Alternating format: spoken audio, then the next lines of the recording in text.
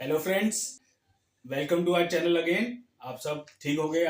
I hope that. आज का जो हमारा टॉपिक है ये फिजिक्स का टॉपिक है, फोर्स। हम सबको कहीं ना कहीं मालूम होता है कि किसी को धक्का देना हम कहते हैं force.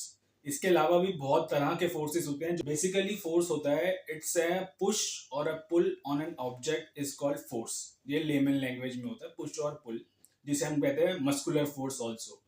Then mister Isaac Newton, as per Isaac Newton, force होता है something which is applied on a body and which change it direction and speed is called force.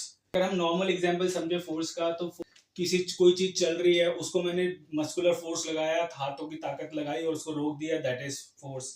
किसी चीज को जमीन से उठा रहे हैं, बाल्टी बकेट को उठा रहे हैं, that is also a force. तो ये सारे एग्जाम्पल जो है मस्कुलर फोर्स के होते हैं। Have different kind of forces in and around us. The strongest force जो होता है वो होता है nuclear force, that is between the nucleus particles. We have जैसे इलेक्ट्रोमैग्नेटिक फोर्स हो, फ्रिक्शनल फोर्स हो गया, ग्रेविटेशनल फोर्स हो गया। इसको बताने से पहले मैं से आपने क्रिकेट मैच देखा होगा कि उस बैट्समैन शॉट मारता है तो बॉल थोड़ी देर बाद जाके अपने आप रुक जाती है। In ideal condition as per Isaac Newton वो चलती रहनी चाहिए थी, वो क्योंकि कोई चीज उसे स्टॉप नहीं कर रही है, बट वो रुक जाती है। That is one of the force, frictional force. Ball को हम नीचे फेंकते हैं और बॉल कंटिन्यूस चलती रहती है, that is basically the ideal condition.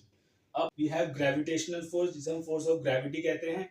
जो अर्थ होती है वो हमें हर तरफ हर समय खींचती है, जिसकी वजह से हम वॉक कर पा रहे हैं, चल पा रहे हैं। अदरवाइज हो सकता है कि हम उड़ते रहें।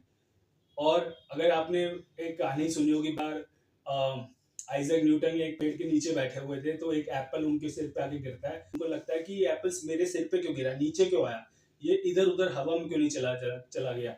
इस वजह से उन्होंने उस समय उनके दिमाग में क्वेश्चन अराइज हुआ कि ये किस तरह की फोर्स है जिसने उसको नीचे की तरफ लाके दिया। सर्च किया, तब हमें ये सारे डिफरेंट काइंड ऑफ फोर्सेस मिले।